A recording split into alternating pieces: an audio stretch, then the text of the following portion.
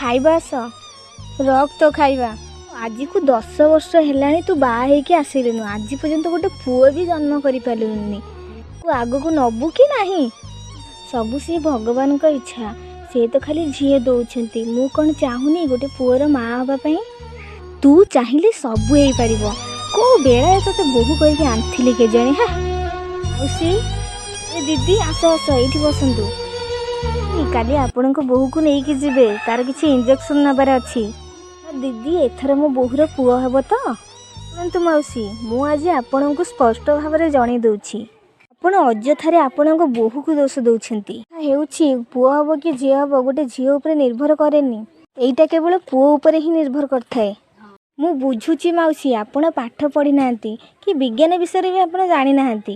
विकसित देश द्वारा आपण चिंताधारा को भी आप विकसित करंतु। मौसी झी हो कि पुओ हो से तो भगवान का आशीर्वाद ना। आपण जहाँ दोष दौरान सी हूँ आपण सम्मान।